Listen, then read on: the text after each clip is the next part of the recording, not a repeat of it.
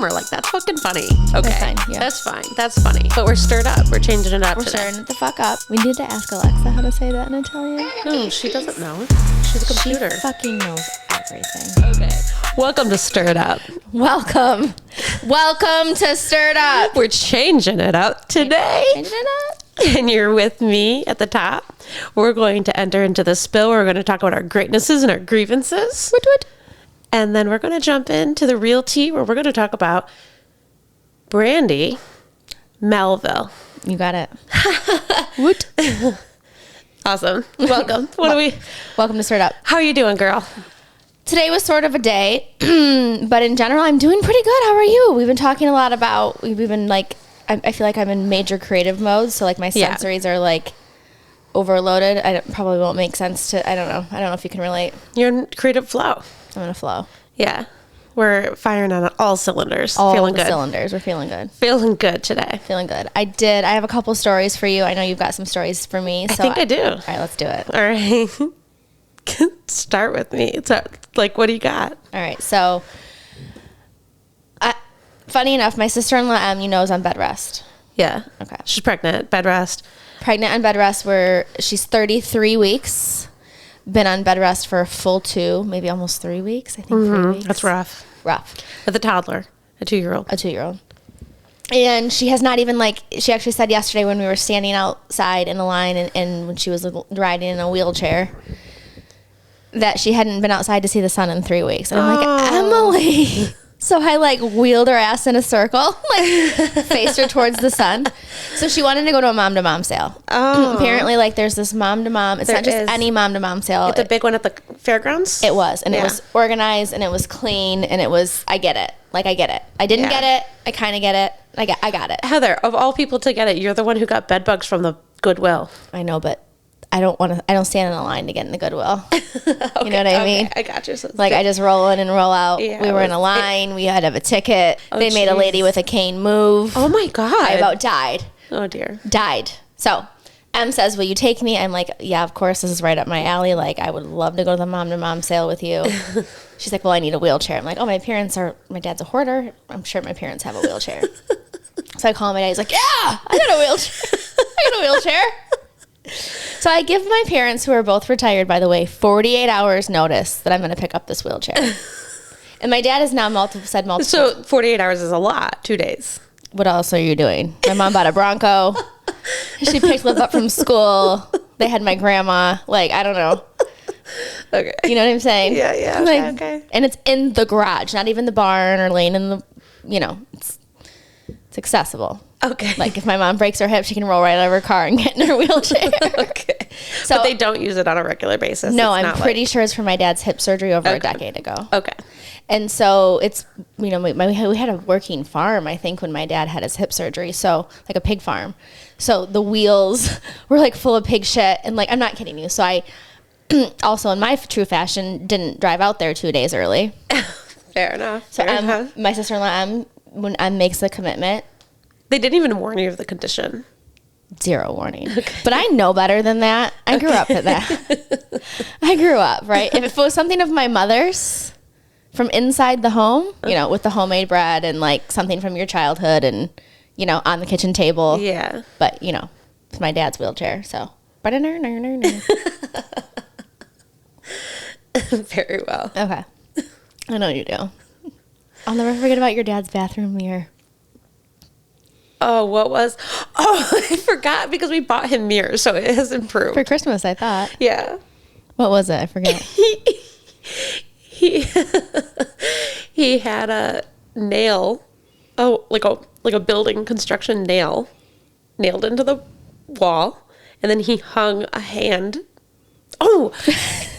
And then I think one of those pink ones from the 80s. Yeah, Plastic goodie, a goodie hand mirror. And I think he used a car, it's just a fly. It's just the season. Is it a bed bug? Do they fly? Honestly, maybe. I was at Tara's house. I'm wearing this dress. We're sitting there Do you tell her about it? Doing business. Tell her about what? The bed bugs. No. I'm sitting there and we're having a real serious conversation. And all of a sudden, something's tickling my cooter. And I'm are you inside or outside? Outside. No, but Could be still. anything. I like kind of reach down and something like flutters in my hand. Like it is big. So I just reach and grab it. Got moths in there, girl. Spill my wine. As I said, I'm like, shit, I've got moths coming out of my cooter. Tara said it was a grasshopper. It was up in my dress. Oh my God. Anyways. Okay, so Are you wearing any underwear? Going full circle. Coming full circle. The wheelchair. So I roll up to my parents, like, got to be back home in 15 minutes to get pregnant Em from my house. Nico was dropping her off.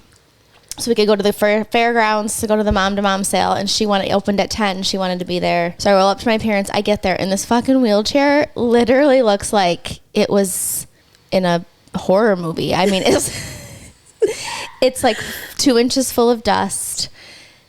Pig shit. Like on the tires, like dried up, 20 years old. Like, you know what I mean? Like cobwebs. My dad's like, Does he have pigs anymore at all? no pigs. Okay. We have ducks, dogs. But like, so the pig shit is truly like it's not Truly a no duck. way it's I mean, we fresh. haven't had a working farm in more than 5 years, probably Okay. 10. 5 to 8. Yeah, would be my guess. Anyway. I saw the tire like briefly as I was helping didn't even you. look at the tires. The tire was dry rotted. I know. So I get there and like my dad goes, you didn't spray it off for her? My mom goes, no, you didn't spray it off with her. So here my mom comes with Clorox bleach spray. I'm like, at least get the arms and the seat and like the handles where Emily has to sit. So that the top of it where she sat looked on a scale of 0 to Presentable enough. yeah. I don't know. I don't pay attention. What did she say when she saw She it? didn't give a shit. She was so happy. I love her. She was seeing daylight. She was going to mom sale. She scored Yeah, buco shit. good. But I also didn't pay attention to how bad it was because I was in such a rush to make sure we were on time, right? Because when you tell, and we rolled in there and we get in line. We have to get in a line, which was wild to me. Like I'm standing in a mom-to-mom sale line on a Thursday. I've never been to a mom sale. Oh, I've been to a couple. Never. You know? I don't really want to. Like, I have a hard enough time going to garage I sales. mean, and of it's all the not- things you could prioritize, but these are organized. Like, and I Yeah, mean, that's like, what- this is what the I heard. signs are visible and everything's That's what I've clean heard. and it's individually hung and you take the hangers home and you get a cute little wagon. Like, I'm all about it. It was 10 out of 10. 10 out of 10. Cool. Way to be. But people I get, think it goes into the weekend. I think it's still going. yeah, we were there. We were like the 14th people in line. And it's clean. Yeah, and Nico really just ripped in and picked on him, and she had to go to her OB appointment, like right from there. But so we get there, and they had triple parked, like, Crazy. and they threw a fit, and this lady was like, she was kind of a Karen, kind of nice, but was like, I need whoever parked so and so in to move. And all of a sudden, like 10 minutes later, she's like, nobody wants to admit it's their car. And someone's like, I think the woman's in the building. So like a couple of minutes after that, this woman with a cane and clearly an ailment, I have no idea what, limping in a way, or like at least her hip like looked. So, yeah, she wasn't healthy. Yeah. Well, all these other healthy people besides wheelchair woman, and also I'm presuming everyone was healthy, Right. That's also a presumption. Yeah. Like waddles out and has to move her vehicle while everyone else stands in line. I'm just thinking, none of you people parked around her who are like clearly not like in an issue or walking's a thing. I don't know. I was already like, I started to get like a little twitchy, and then I started to make like kind of rude comments to Em about all the lazy people who wouldn't move their car kind of loud. Like I'm an old retired person who can just say whatever they want. I mean, we're middle ages. Like, you want to act like an asshole? I felt it on my feet. You splashed. Oh my God, that was from the wine. That you was spilled the residual first spill time. from earlier. Okay. Well, So mom sale. Emily cleaned house. Totally worth it. She got she got all the things for the babes. love it. Outside of that, in my mom sale, your daughter told me I was too loud and hurting her ears last Friday. My daughter did. I know she tells me that all the time. Honestly, Matt tells me that. Mike says it all the time. He goes, baby doll. So I need that. Nobody says it that nice at my house. I can't but find it condescending. Baby doll. Not everybody listening. Maybe actually everybody listening, because they might be only people that know us. But I wear hearing aids. Like I do have. Full out. I have hearing loss. Can't hear. right? Very well. So when the kids are talking to me, they're shouting at me. And then in the car, I'm turning to shout back at them. And really what I'm doing is I'm screaming in Matt's right ear. And he, like, everything in him just starts to tingle, I think. He gets real fired up. He doesn't like that. Same thing in the golf cart. Yeah. So Peyton's really honest about that. So I read something on your Facebook today. On my Facebook? Yeah. I was complaining, probably. I want to know. Jess posted, where's the Facebook setting to snooze people until the election? Some people's unintelligent sharing is unwelcome to my vibe. What was it that broke the camel's back? Okay, so it's a little bit of everything. Basically, was the debate. A lot of dog eating memes going around the internet. Well, hey, okay, so I could take some humor. Like, that's fucking funny. Okay, fine, yeah. That's fine. That's funny. I can take humor on both sides of the things, even though I have a real clear, I know where I'm at in this election, and in the last election, and in the election before that. But has this been going on for over a decade? Yeah, 2016. No, it's not over a decade. Two terms. Yeah. I can hang with somebody who's like, Kamala is terrible because her policy on XYZ is going to fail us because of ABC. Like, if someone gave a factual, even if it was like not deeply researched, but like some substance to their opinions and they're serious about it, I can respect it.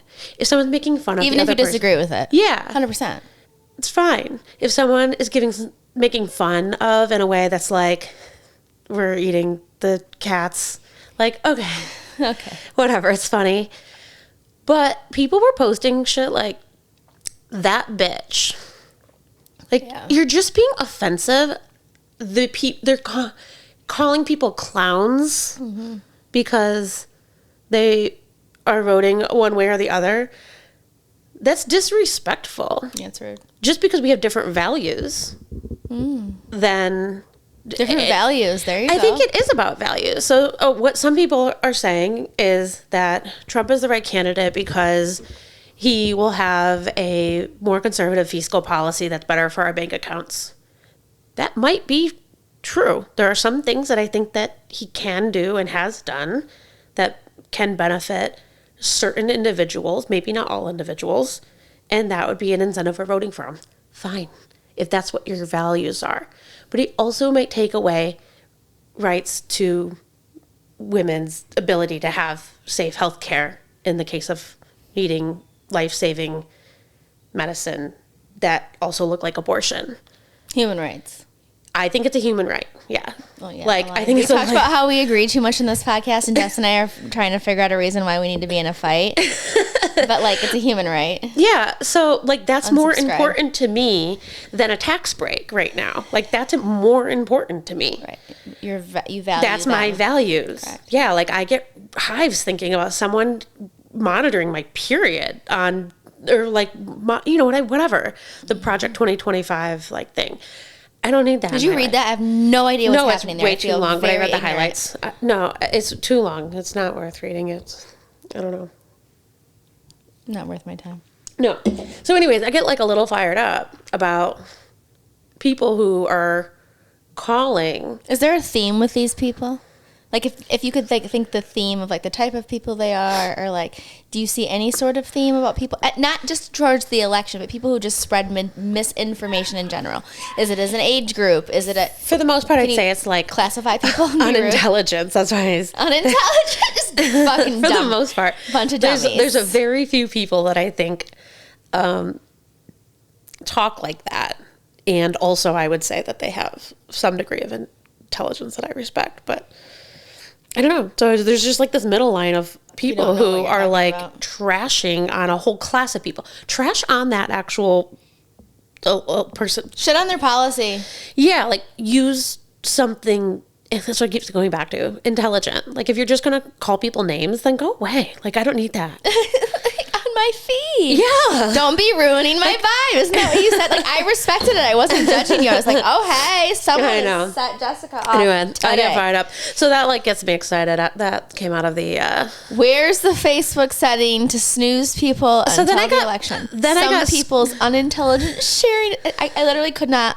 Like, I see you. That's what I'm saying. It's annoying. Then people were schooling me as to like, here is how. Here, elder millennial, here is how you snooze. Click the 3 dots and snooze for 30 days. I'm like, guys, I know. And then they're going to come back in my feed 30 days from now with more gusto that I hadn't seen it for 30 days. And then we've still got 30 days before the election.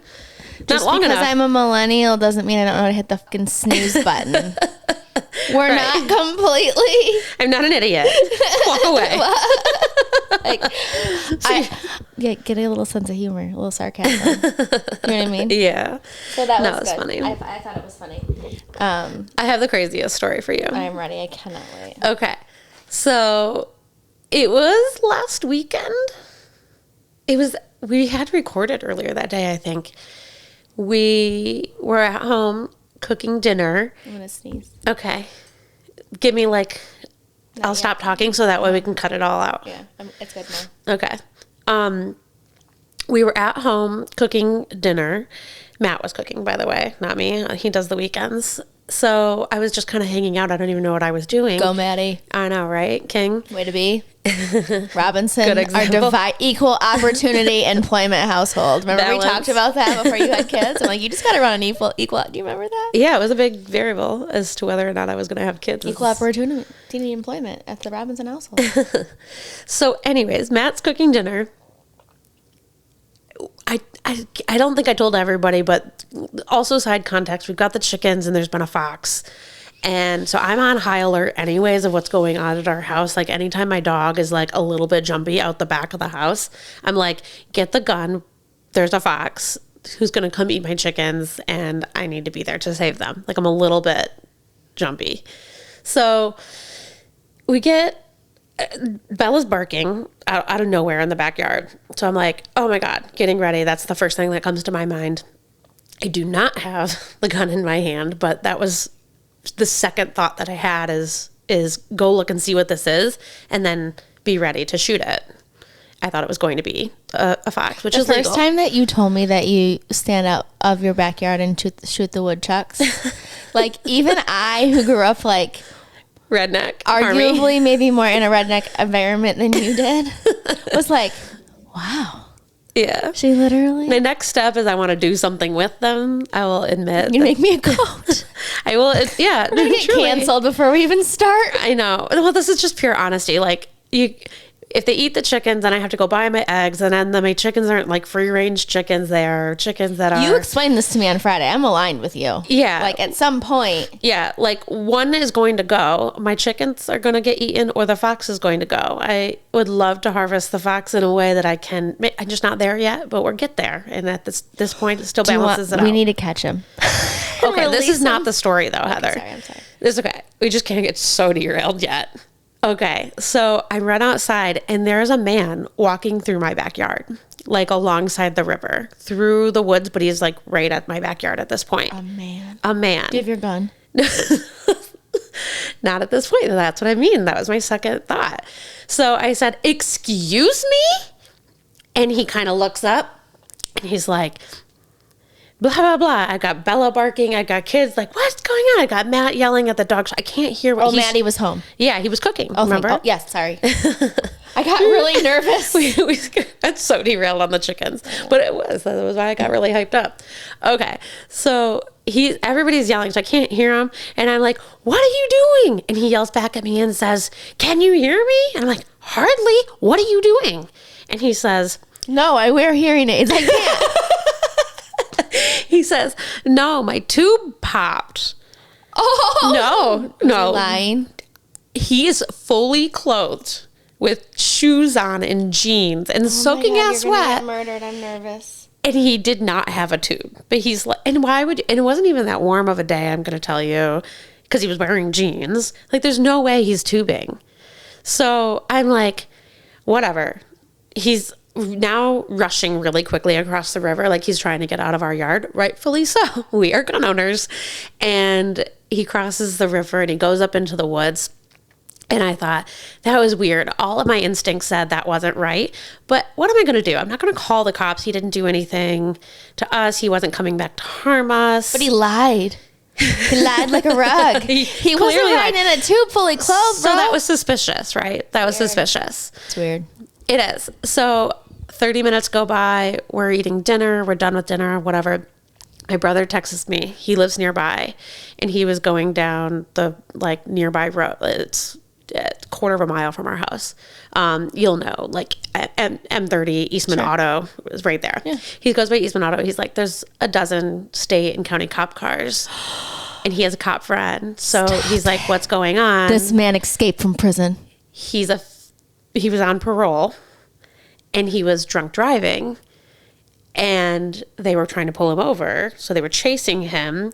He had gotten rid of his car, walked through the woods and happened to just find the river, walked down the river, happened to have cut through our woods. So my brother's like, if you see somebody, there's a search for him. Was he a dangerous felon or like just a drinker? I don't know what he did. We can't find it. I don't know his name. I don't know anything about what he did. I just know that he was on parole. Call the police and tell them. Because he was drunk driving. He didn't want to go back to jail. So he was trying to escape. So he was like coming back. So he had state cops. So we called 911 and said, yeah, I saw him. I yelled at him. Did? Yeah.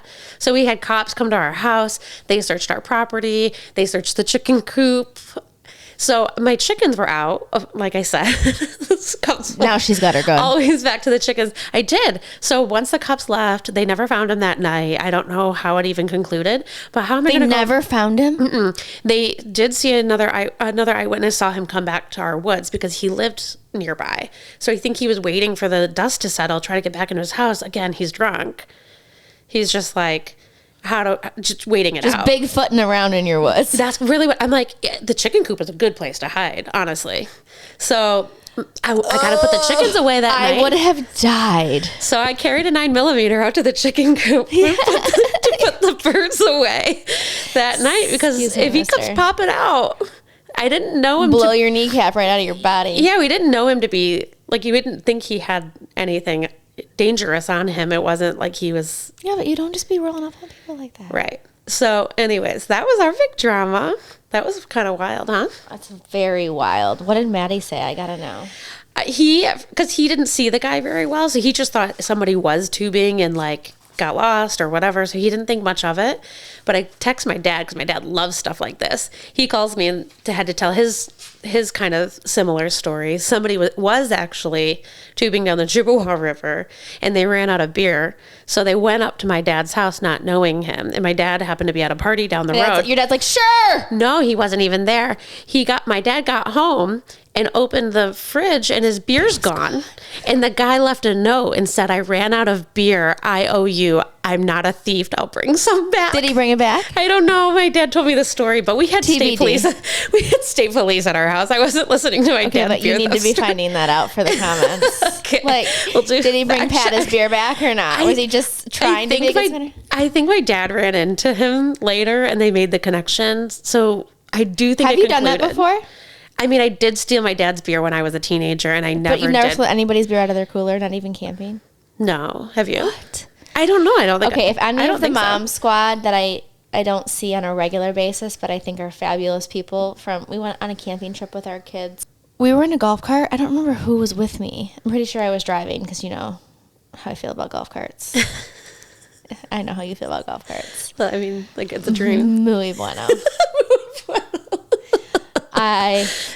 If my husband moves me to a gated community with golf carts, I would never leave. We'll migrate now to the realty. I have a confession to make. Did you watch it? No, I have no idea what this is about. Like I didn't either. So I actually feel like, does anybody give a shit who's going to watch this? No, this is good. Brandy Melville. Melville. Melville. I keep thinking is Brandy. They call it Brandy Hellville. Oh my is the God. documentary. Brandy Melville, The Cult of Fast Fashion. Oh That's my the title God. of the Netflix. No, HBO Max. Okay. At HBO Max. Okay. So Jess and I just mentioned we reverse roles a little bit. Jess typically by nature likes to research. I love it. And I do too, but I like to read it and then let it go. But we're stirred up. We're changing it up We're today. stirring it the fuck up. And Jess did the opening. And so I have researched 2 brands now. I have a couple links that will link. The People article gives you a good, I would say, synopsis of what to expect if you watch the documentary on HBO Max. And if you don't have HBO Max, like... That's what we're here for. That's what we're here for. We'll give you the brief. Thank you. Hey, oh my God. until they sponsor us. Oh, are- at Eastman Party Store. I'm kidding. We'll call out, what we're drinking today. So I'm about to finish a Bell's Oktoberfest. Bell's a Michigan Thanks, company. Liv. Hey. And then we've got we've got an Italian. I'll just say Grigio. that an Italian. The only type of Pinot Grigio we should be drinking. Pinot Grigio from Eastman Party Store of Midland, Michigan. Shout out. Okay, Brandy Yes. Melville. Melville. So Brandy Melville. Harry. From what I can find, and so first of all, if you have not, so you have homework already. Okay, I have to Because watch. you have to watch it just for our own, For us. straight up. Yep, Sold. it's done. Like You'll give me your I password think to you log can in. help create a value proposition. Yes, of course. We're gonna I was actually This seems hoping like a theme here. So you said it was like Hellville, fast fashion. It's terrible. So It's fast fucking fashion, terrible, lady. The theme of fast fashion terrible. is sort of starting to terrify me. It's terrifying. Slow fashion might be. Hashtag slow fashion. Might if you want be something the that's theme. popular, go to the Salvo because it's all there. Don't go to the Midland one because that's where I'm getting my shit. We'll table that. So I watched by chance the documentary on Max called Brandy Melville, The Cult of Fast Fashion. Brandy Melville was founded by Stephen Marsan, Marsan. He's an Italian, a redheaded Italian. Oh, He has been accused of anti-Semitism. Semitism Cut that. Anti-Semitism. is perfect. Accused. So this Stefan, Okay. I bet, Italian. Stefan Marsan. Okay. Very good. We need to ask Alexa how to say that in Italian. No, she doesn't know. She's a computer. She fucking knows everything. Every day when I say, turn on Post Malone, new album, explicit, volume 5. You have to say all the instructions. If she knew everything, she would know you, Heather. She's AI. She should know So by she'd now. know when I woke up. She'd just start ripping Post Malone and That's Tim what I'm McGraw. saying. I got fuck you money, honey. That's what I'm get you talking some. about. It's my jam. Hey. Peyton's starting to sing it now. Oh my God. I love her. I know. She just says it. Okay. Anyways. So he's been accused of Semitism. Semitism. He's been accused of anti-Semitism. You can move on from I that have one. a lisp. You know that? No, but it's okay. Words are hard for me too. This is so much fun to be in the side of the chair out there. I hate it. It's actually, No, I don't wonder worry why I about had the it. panic attack today. Was it because my eye got stuck? Oh, don't worry about it. We are here to have fun. Okay, so, And we're learning. And I am learning. this one, my eye switches. So he's been accused of anti-Semitism, racism, and inappropriate behavior towards young women. So this documentary features interviews from former store owners, an executive, and employees who've worked in the U.S. for him, mainly now, 20-something-year-old women. So he created this brand Correct. called Brandy Melville. Brandy Melville. In Brandy Italy. Melville is not a Yep. person. He's an Italian, correct? He's an Italian. He started the brand in Italy. We launched in 2009, flagship store in Westwood, California. Okay. And so he's the son of Silvio Marsan, a manufacturer of fashion brands. It was founded in Italy, in his home city, and had 40 stores before expanding to the U.S. In 2009, the first location was in Westwood, California, and by 2021, he had 36 different locations, flagship being New York City. Oh, wow. Okay. Right. Grew fast. And still relevant. From from the procurement of the fabric all the way down to the young woman, your daughter working in his store, my daughter working in his store. Okay, his store's everywhere? That's everywhere. Everywhere. What's happening? So what's happening? So, what's crazy about him is he has the ideal woman, but he like is not an ideal man in the eyes of like a. I guess beauty's in the eyes of the beholder, but like, you know what I mean? He's not handsome. He's not tall. He's societal not dark, standards. He's not handsome. Yeah, societal he's not funny. standards. He's nothing though. Like even his personality is.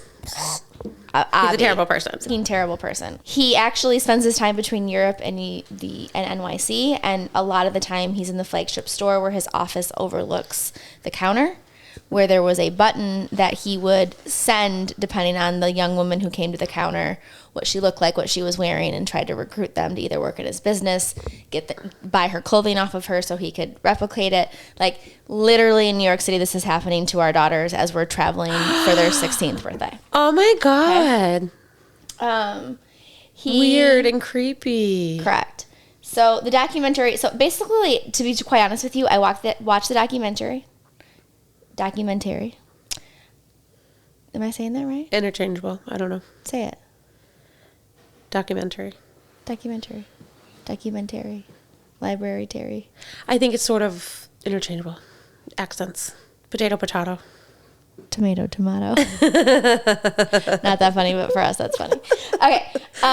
So he's been accused of being in a text string with 150 people, including all of his C-suite executives and many young women, where he has done anti-Semitic, racist, and sexist comments. He's put his face on Hitler's body. He's wore Hitler costumes.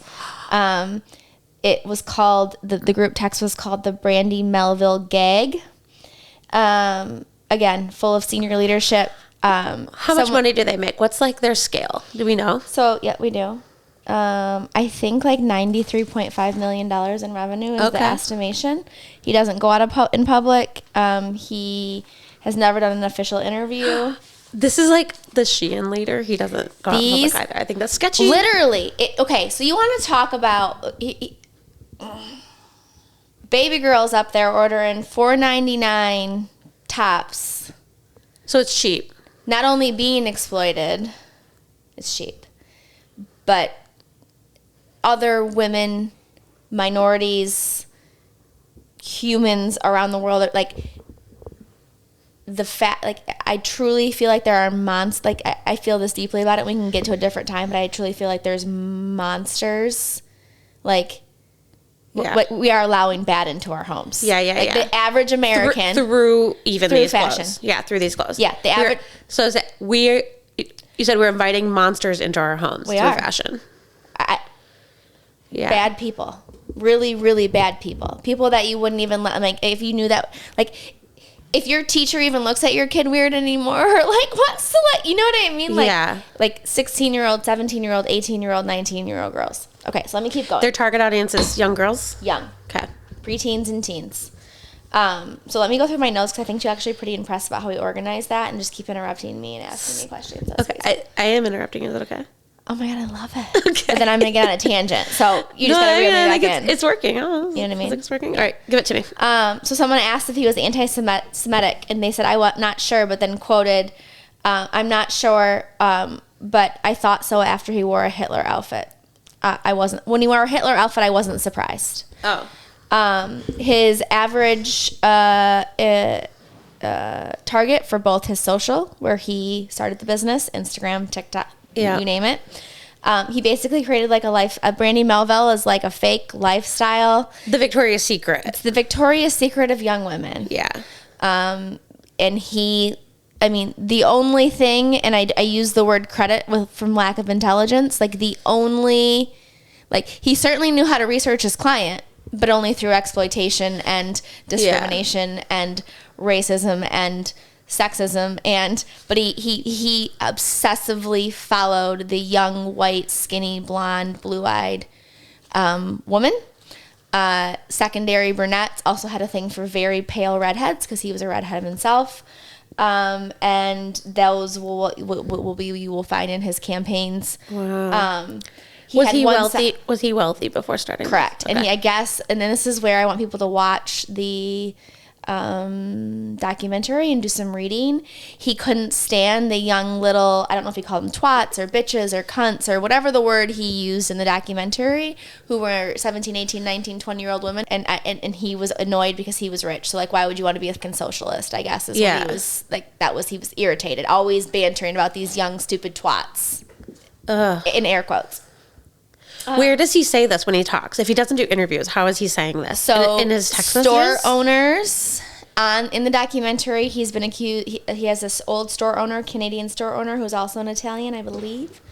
Documenting this, he's been sued. He's got multiple lawsuits. Actually, again, Canadian store owners decided to file a suit after they were fired because they would not fire people or not hire them based on looks. Literally, like, he's a creep. Like, if you walked into the store and he liked your outfit, your size, your hair, so if you were blonde, blue-eyed, and a 00, and you walked into his New York City store, he'd hit the button. The girl at the cash register would be required to ask you what you were wearing, what your outfit was. The next thing you know, you're taking pictures, or he's buying your outfit off you. Like, and then he makes them in a cheaper, fast fashion way. Even if you came to a store and you were worked in the front or even in the back, like if you were a person of color, you certainly always worked in the back. It was actually a joke, but they were so, like, even some of the women said they were, like, so pumped to work there. Yeah. Like, you'll have to watch it. Made it work. They made it terrible. But this one woman, I think she was a woman of color, he watched her, Stefan, buy an outfit off a young woman, like, just buy it right off of her so he could replicate it right in the New York City flagship store, but then, like, offered her less than or only took pictures of her and her own. She's like, wait a minute, this girl, you just bought her outfit, and now you're not even offering me the same thing you gave fucking Blondie over here. Like, so there's, again, like, allegedly, all air quoting, watch the documentary. Their words are real, true, powerful. Like, all of the claims for me seem not only substantiated, but just really fucking hard to believe it's happening underneath, like right, literally underneath our own noses. Standard size was white and skinny. He had one size in the brand, so that was a huge theme throughout the show. One size meaning 000 to 2. Like, I remember actually buying Delia's as a kid, and feeling. And I used to be like a 4 or a 6. This is the smallest I've ever been in my life. Not the 4 or 6s, but normally 15, 20 pounds heavier. I wouldn't have fit in to this shit. Like, it would have came in the mail and I would have stopped eating as a 16-year-old. That's probably why I never heard of it. I haven't either. Okay. But also 2009, how old were you? I graduated high school. So I would have been 20. You moved. I would have moved on. Again, quoted as saying white, skinny, sometimes brunette. He's been sued for trademark infringement. Oh, so again, if you came to the cash register and you were a hot blonde who weighed, and again, I don't want to body shame. So if you're a hot blonde and you weigh 22 pounds. Like, good for you, but he would target you. He would target you. You would take you, right? And 22 pounds is also rude. She probably weighed 122. Maybe, because I'm 117. I think I'm too big for that shit. But he would not only say take a picture of them, he'd get their number. He'd get their phone number. And then he'd ask them to come work in the store, ask them if he could work on their social. Do you have something to say? I'm just kidding. Sit down, man. He would ask them to work? It would depend. He just bit at Harry. Did you see that? No. You bit Harry. Boss. That's not nice to hurt a man. No. Thank you. They're set extras in our they're extra like their mother. Okay. No, I meant like extra talent. Yeah, the talent better fucking hold still. They're not getting paid. Okay. No cookies for the talent.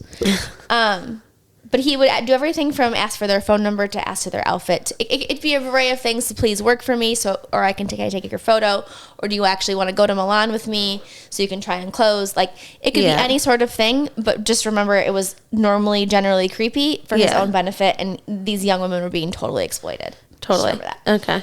Okay. They'd have to send hires before they hired anybody for the front of the store. Each store owner would send photos of the young women. No matter what store, anywhere. No matter what, anywhere, to him. And he did all of the approval amongst himself. Creepy. Generally, black people, the black women were on night shifts, but most generally with the Hispanic people, and they were in the stock rooms. Yeah. Never in the front of the store. Horrible. Horrible. And if they had an imbalance, and if they were allowing too many people of color in the front, he'd allegedly just figure out that the balance was too much for him, and he'd just let him go. Every day when you checked into work, employees had to check in, sending photos of themselves, not knowing what the purpose would be. So it could be everywhere from they could show up on social media to they'd copy their outfit to like whatever you could name. And if Steven said he didn't like them, they'd fire them on the spot. What?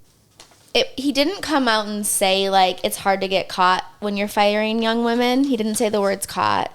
But his speech and his verbiage was basically like, oh, hold on one second. I have it. I wrote it down. He said, so Franco something, who owns one of the stores or several of them, says he does not want anyone to know him because he's sitting on a pile of cash. Basically what he implied was like, you're a 16-year-old girl. Yeah. You forget things. You're late. Like, there's a million reasons to fire a 16-year-old girl that are not discriminatory. Yeah. So they'll just blame it on anything and can get rid of her like a piece of trash. Oh, and that's yeah. what he did. And they're not. You might have gained usually, too much weight. You might have not liked your hair. He might have not whatever. And they're not knowledgeable enough to be able to be like, this is. They don't have no experience. No experience, but and also I don't even know what legal and illegal terms of firing are. I just got mentally abused at 37, 38, and 39 years old. Like, however we try to articulate the fact that, like, they got being manipulated. Yeah. And young. They don't have the tools to be able to process and they were just like every other teenage girl trying to be included, and they're working at a store, and, like, you know what I mean? Yeah. Like, they think this is how the world works. Unfortunately, in some cases, clearly it is, and that's not acceptable. It's not acceptable. So, Brandy Melville today, thriving. Ew. He spends his time allegedly between Europe and New York City. He just bought a $9.6 million townhouse. This is 2021 data. Again, you're a much better researcher than me. One size also, like, the whole theme also, like, and then this is what we can talk about. Like, it gets into, like, inclusivity as well as, like, fast fashion. And meaning, like, can you imagine what mess, you can imagine, that's an ignorant question. Can you imagine that what when you're trying to fit in as a young woman, and it's called one size, and one size means double 0 to 2 or 4 at absolute max. Like, that's the tag. It says one size. Yeah. So you must be the wrong size. Yeah. Like, what if it doesn't fit you. What fucking message are we sending? Yeah. He doesn't care. That is the message he's sending. That's like, what's his name from Abercrombie? Who Mike Jeffries said, we don't want you if you're not cool. We want the cool kids, the skinny, the popular people. Bullshit. That's what he's doing. He's the modern day Mike Jeffries. Okay, so I'm just going to read some facts. Please. And then we can fact check them later. But I'm going to read my notes in the way that I know how to do this without this job stressing me out. Okay. As a consumer, you really can make a difference. Mm-hmm. Like, and as someone who has worked in consumer brands, ran consumer, like, pay attention to what you're buying. It's hard in fashion because it's not transparent.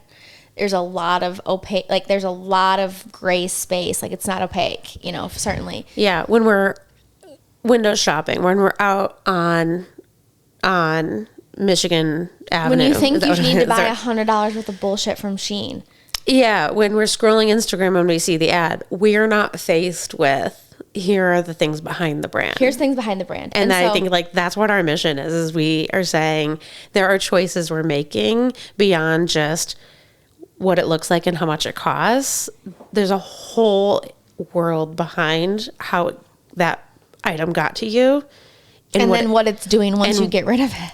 And what it's doing once you get rid of it. But in this case, I think the human that's creating all of this is destroying other people's lives, potentially. And our own. Harmful. Whether you believe in climate change or not, in some points of the world, there's 8 feet of clothing at the ocean shore. Yeah.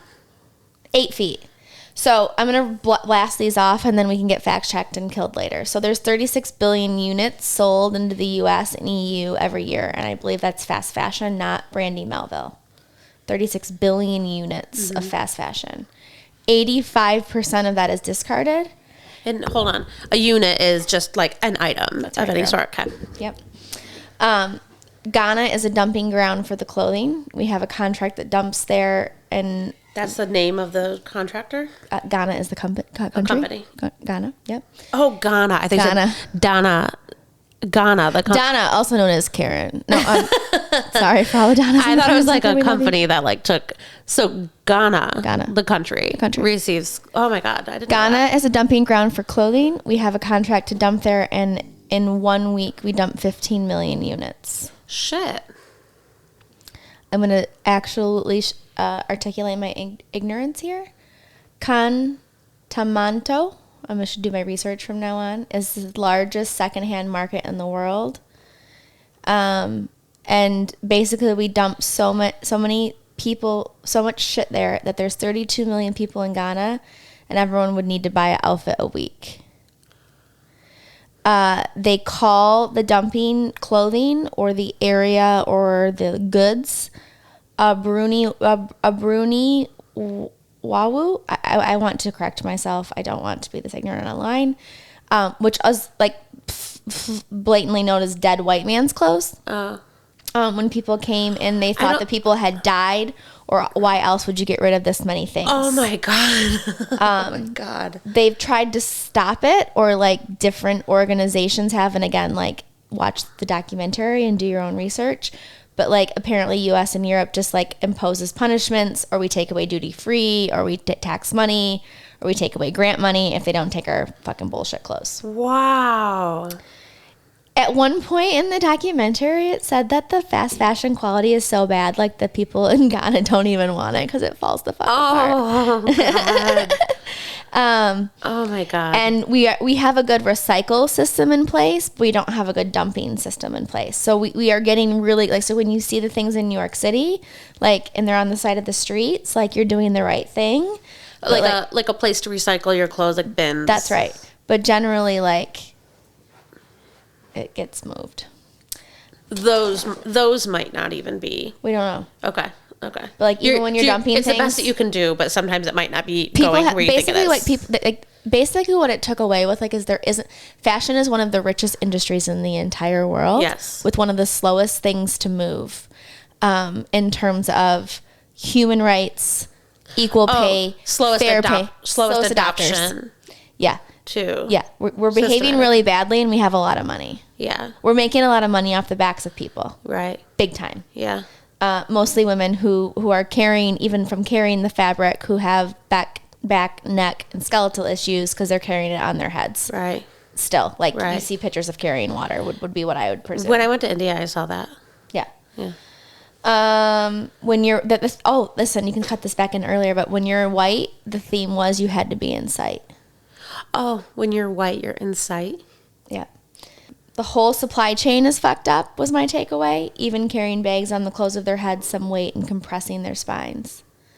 The girls that would come at the store would come in with clothes off the street, and Stefan and the higher-ups would notice in a week they'd be producing that same shirt that one of their employees wore. Within a week. Yep, the Jocelyn shirt is literally... So do you know how he gets it made? Like, he sends it to a designer, and then they send a contract to China. Like, how does it get that quick? So, I can't remember if I researched this or you and I talked about it, so I'm going to keep going through here, and I think I have a really good answer for that. Let's circle. Instead of an old man building the products, basically, they said at one point they would just ask the girls for product research, and they would work with the girls there who they presumably said have good styles. They would take the girls to Milan in China. And none of these people get credited for... They're not getting copyright photography. They're nothing. Like, they're totally exploiting them. Yeah. Because you and I'd be like, oh, you want to take a picture of me? Yeah, pay me. I'm going to get my lawyer. Yeah. Like... Wow. At Abercrombie, go ahead and pay us, or we're blazing your shit out. He would take the girls to Milan in China and go to factory where things were made and pick out things they liked. They were treated like queens, the best of everything. But at the end of the day, like, they were making minimum wage for what, like, senior leadership creative directors would be doing. Yeah. They have infringement, low quality. Okay, this made in Italy thing. This prato. Don't even get me started. So, in Italy... It's basically like saying, so Italian, and I will even say, like, I have an arrogance about me that if it's made in Italy, it's premium, it's quality, it's the best. Yeah, you have a perception that bias. Yeah. And now that I've been there and I've had things made, I do think that the things that Italians who've worked in fashion houses for generations and do things the right way make beautiful, absolute art out of clothing. Yeah. I'm never going to take that away. But at the same time, Prato, Antigen, Prato, I Famiglia. Prato is one of the biggest production for fast fashion brands in Europe. And it's in Italy. And because it's in Italy, 10% of the population say that it's made in Chinese. Yep. Yeah. And they're making it in Italy. And it's and so what happens is like they might send in terms of transparency and supply chain or even human rights. We might send our designs off, we meaning the Harrison brand, might send our designs off to fashion house A in Prato, and that fashion house pays people a living wage. It's air conditioned, it's whatever, but then they can't pick up the order. So then they have a fashion house B. Okay. And what I'm gathering through my research, or what my hypothesis is, or what I'm gathering the intelligence for, is that fashion house B pays you a little less. Yeah. It's a little less stable. The working, and then they can't pick it up. Yeah. Like the So next it thing goes you know, down. you're trying to do the right thing as the producer. Yeah. And you're just, So you instead of think that Jessica and Heather Fashion House A are making it, but we have a sweatshop. Yeah. That generally your shit's going to because Chanel's filled up back. Presumably. Yeah. Chanel Or whatever brand. Whatever brand. Yeah. Cut that. We don't know what the hell Chanel's doing. No, that's okay. I mean, because it could be any even local brand, not even necessarily a global high fashion brand, but yeah. So that's Bernie Sanders. That's what it was. How can you come from a wealthy family and vote for a communist like Bernie Sanders? Oh, that's what he said. He was generally a libertarian. Atlas Shrugged, Anti-Tax, Anti-Reg, Bible of Brandy Melville. Melville. Bad brand. The joke was that he wouldn't even be a Brandy Melville customer because he's fat and ugly and well, that's the mean. same thing with half of these other guys, is that like they are not their own target audience by any means. You're judging someone's body type, but you have the exact same body type you're judging. Yeah. Well, maybe explains it. Maybe they just hate themselves. Abby. It's so Prato Italy is the most important textile hub in Italy. It specializes in luxury brands, infringement for sure, low quality, luxury, Prato, made in Prato. Sort of his motto from one of his insiders who was not only on the group text but owned a store and I believe was also Italian, was like, I don't know what quote it was, but like whether it's good publicity or bad publicity, like just give me publicity. Yeah. And apparently someplace within the Brewster. People bitched and his sales went 20% through the roof. Really? Correct. So it works. I mean, a lot of people in a lot of the world has made a ton of progress. And a lot of people in a lot of the world have not made a ton of progress. Yeah. And I think what's becoming increasingly shocking to me, or eye-opening, is everyone, even myself, gets on a righteous pedestal of how we should treat people and how we should behave. And then our actions. I myself are doing the wrong thing based on ignorance, which is lack of understanding. Yeah. Just no awareness. I have no awareness. Yeah. Like, and I'm telling you right now, like, if I don't work, I have zero income. I'm not buying from Shein. I'm going to the Goodwill. I might be buying something from Shein now, but it's Goodwill upcycled because I can't. Yeah. Like, I just feel like because of you can't because of your values. And more personally with our own brand, like, I can't price everybody out from wanting to be a customer of ours. Like, we've got to make good decisions. And to make good decisions. Yeah. How do we enable people to make good decisions? Whether it's in their home decor or in what they're putting in their body, on their body. Fully understand. Yeah. You know, it's like it's like for me it's like when I think about you and the roles that you like, it's like, to me that's like that's our moon. Yeah. Like, how do we solve for you know, all of that? I'm totally tracking. The bar never opened for Brandy Melville because I'm too fucking old. But it's wide open for many others. And we can't, you guys. And what we're saying, the call to action is, your teenage daughter needs something, close. Send her my way. I will make her look cute. Thank you for listening to Stirred Up. If you like what you heard, please subscribe. Check us out on YouTube. Follow us on your podcast apps. Please send it to a friend. Leave a comment. Add a rating. Every little bit helps. We look forward to seeing you next week.